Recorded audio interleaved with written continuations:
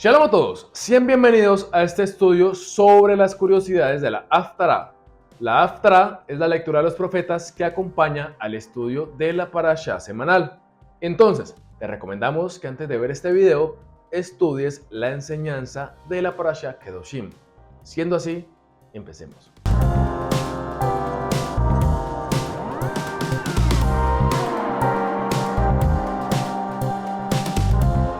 La Haftará de esta semana se encuentra en el libro del profeta Ezequiel, desde el capítulo 20, verso 2 hasta el verso 20.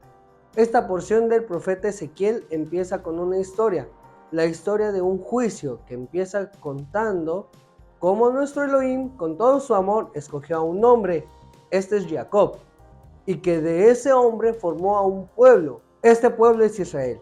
Se dio a conocer ante ellos con su nombre. Con su mano poderosa nos juró un futuro en la tierra más hermosa. Leamos lo que dice la escritura. Diles, así ha dicho Yahvé el Adón, el día que escogí a Israel y que alcé mi mano para jurar a la descendencia de la casa de Jacob, cuando me di a conocer a ellos en la tierra de Egipto, cuando alcé mi mano y les juré diciendo, yo soy Yahvé, su Elohim, aquel día que les alcé mi mano, jurando así que los sacaría de la tierra de Egipto, a la tierra que les había provisto, que fluye leche y miel, la cual es la más hermosa de todas las tierras. Entonces les dije, cada uno eche de sí las abominaciones de delante de sus ojos y no se contaminen con los ídolos de Egipto. Yo soy Yahvé, su Elohim.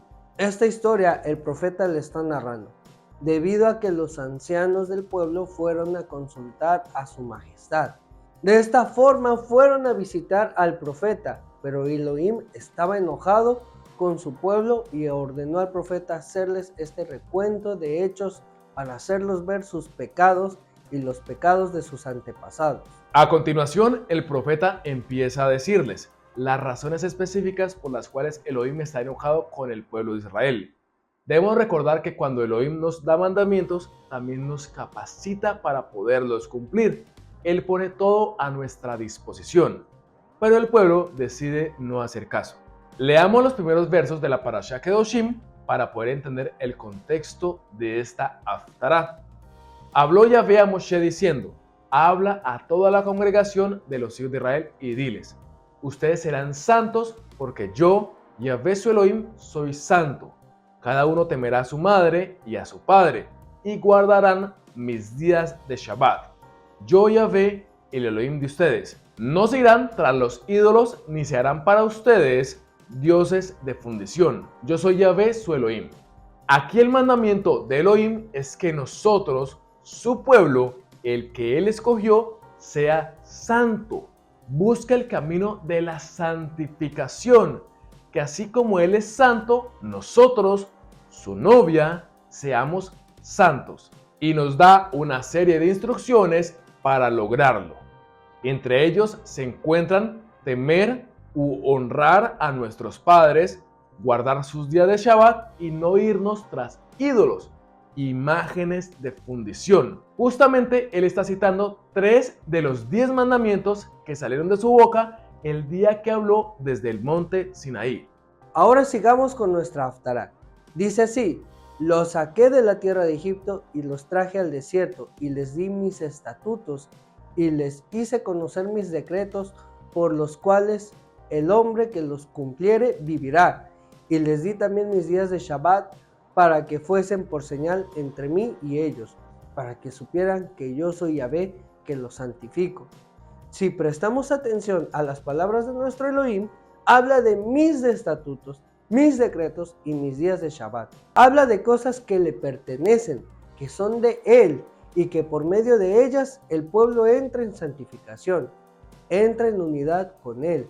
Por eso dice que estos mandamientos son una señal entre mí y ellos, en la única forma que él estableció para que nos encontráramos con él, para que supiésemos quién es él. Él es quien nos santifica, quien nos separa de las tinieblas y nos otorga de su luz maravillosa. Ahora sigamos leyendo con atención. Mas se rebeló contra mí la casa de Israel en el desierto, no anduvieron en mis estatutos y desecharon mis decretos, por los cuales el hombre que los cumpliere vivirá, y mis días de Shabbat profanaron en gran manera. Dije, por tanto, que derramaría sobre ellos mi ira en el desierto para exterminarlos. Nuestro Elohim dice una y otra vez en este capítulo 20 de Ezequiel que su pueblo no anduvo en sus estatutos ni en sus decretos, por los cuales el hombre que los cumpla vivirá. Vivirá en santidad, claro que sí. Y este capítulo hace bastante hincapié en la profanación del día de Shabbat y su conexión con la idolatría. Pero para entender esto, es necesario estudiar la palabra hebrea de la semana con el Moré Agel. Adelante, Moré. Muchas gracias, Agel. La palabra hebrea de la semana es la palabra Shabbat. Esta palabra la suelen traducir como descanso o reposo, pero no es su traducción más fiel. La palabra Shabbat se escribe con las letras Shin, Bet, Tav. Ese es el nombre del séptimo día de la semana. Esas tres letras hebreas son la raíz de la palabra Shabbat, así con V. Esta palabra no traduce descansar ni reposar, traduce dejar de hacer o cesar. En el capítulo 2 de Bereshit encontramos su primera referencia.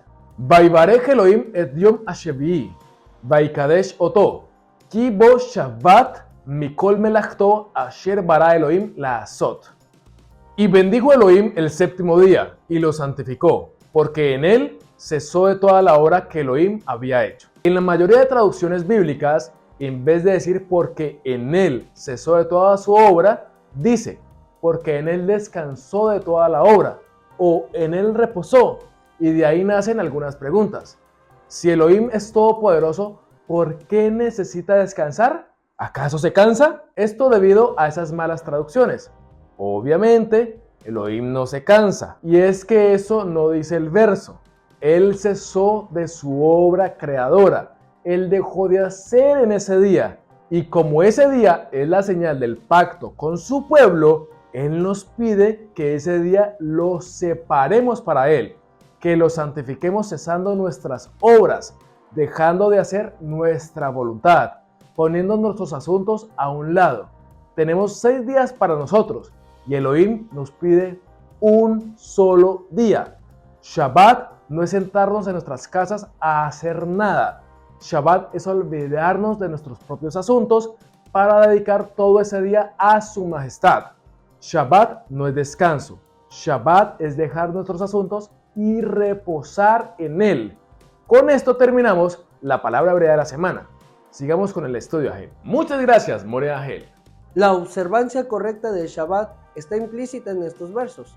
Si retrajeres del día de Shabbat tu pie, de hacer tu voluntad en mi día santo, y lo llamares delicia, santo, glorioso de Yahvé, y lo venerares, no andando en tus propios caminos, ni buscando tu voluntad, ni hablando tus propias palabras, entonces te deleitarás en Yahvé, y yo te haré subir sobre las alturas de la tierra, y te daré a comer la heredad de Jacob tu padre, porque la boca de Yahvé lo ha hablado.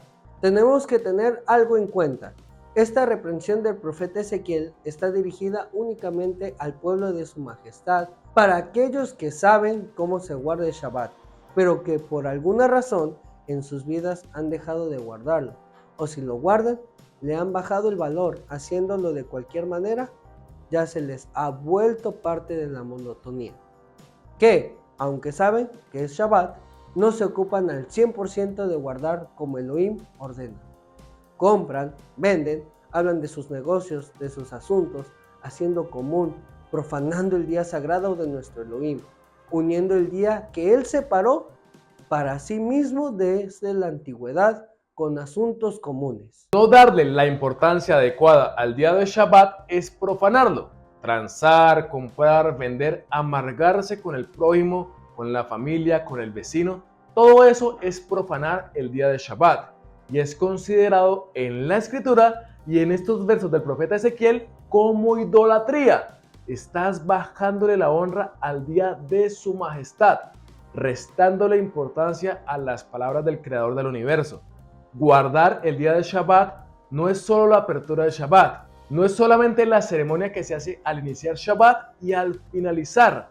Eso es parte de la honra del Shabbat, del esplendor que le damos a ese día. Pero no podemos dejar de un lado las palabras de nuestro Elohim. Solamente en este capítulo aparecen 6 referencias sobre el romper el Shabbat y la idolatría como objeto de enojo de su majestad. Pues al hacer nuestra voluntad en su día sagrado, estamos poniendo nuestra vida por encima de la voluntad del Creador. Shalom Alejem.